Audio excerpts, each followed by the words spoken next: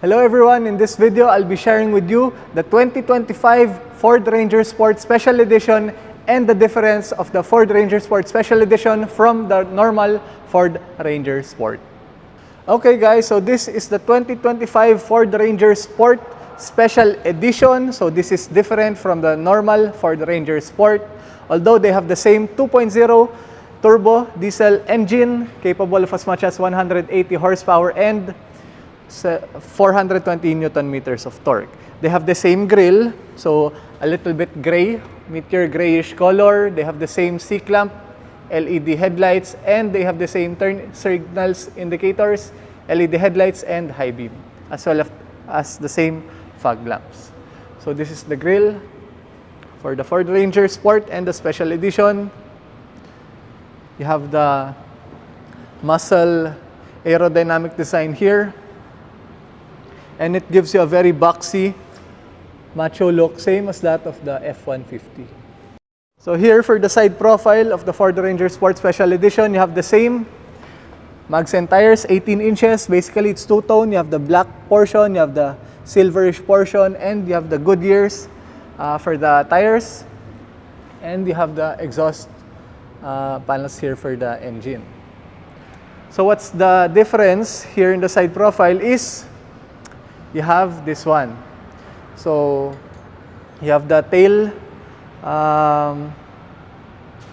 roll bar, which is this is a very similar design as that of the FX4 Max. If you can remember, the FX4 Max was here in the Philippines around 2021, 2022. So they have the same style, which is this roll bar. Hindi na siya bumababa. It doesn't go here. It goes straight as a wave until the end. So yeah, you have the same leaf spring suspension and the same drum brakes and disc brakes for the front. And of course, you have the step board, which is already anti-slip. Let me give you a nice side profile. For the rear of this one, the Ford Ranger Sport Special Edition, you also have the same rear box steps, and you have the same sport emblem here. So basically, you don't have the special edition emblem. It's the same, sport lang din siya. And then here's your backup camera and the Ranger indicator. And you have your third brake light over here. Since the roll bar, it's already covering the top portion of the rear of the cabin. Okay. So you have 6 tie downs. So one, you have a tie down here, you have a tie down here, and you have another one here. This one. Okay, and then this one, it's already very, very light. Sobrang gaan na po niya. So yeah, that's very possible because of the tailgate lift assist. So this is the tailgate lift assist. This is the one, the mechanism that makes this tailgate very, very light.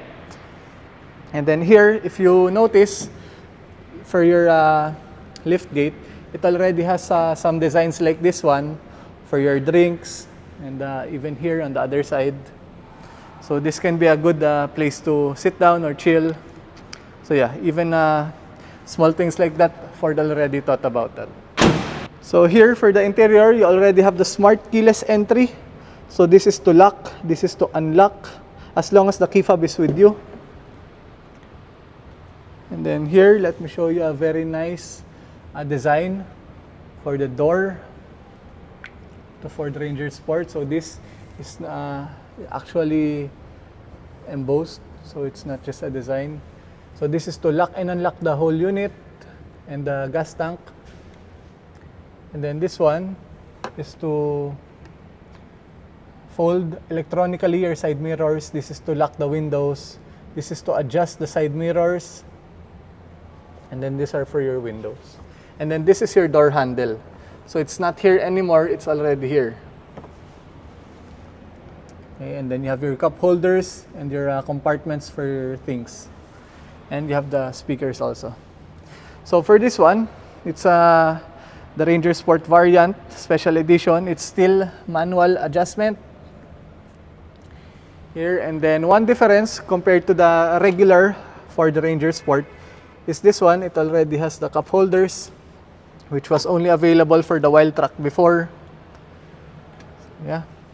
And then here, you have for your fog lamps to adjust the headlights. This is for the off the headlights. This is for the parking lights, automatic headlamps, and for the headlights. This is to adjust the brightness of the instrument cluster and the touch screen. And then this one is for your headlight leveling. So if you have plenty of cargo, the headlights are a little bit tilted up, you can tilt them down. Okay, so here for the steering wheel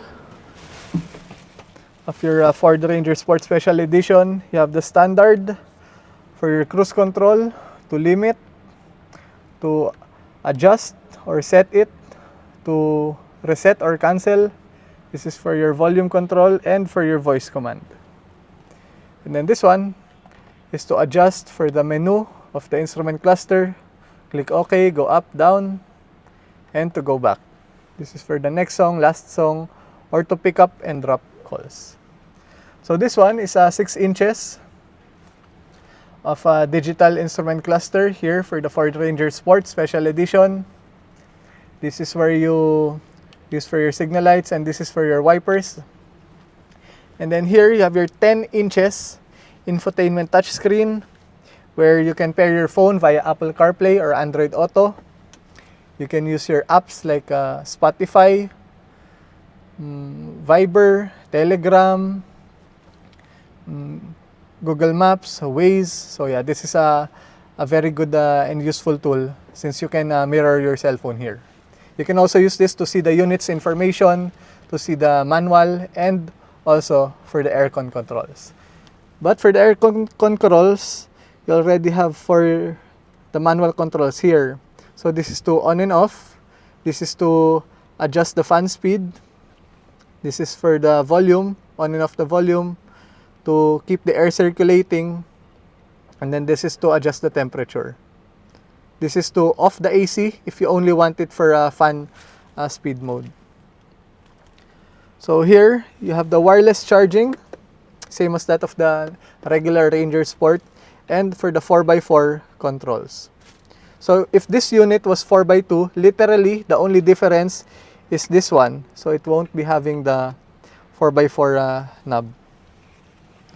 And then here, you have for your hill descent control, for the traction control, electronic rear locking differential, and for your driving modes like normal mode, eco mode, towing or hauling, slippery mode, mud ruts mode.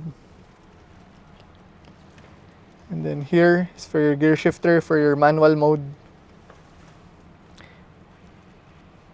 And then down here, you still have the manual handbrake.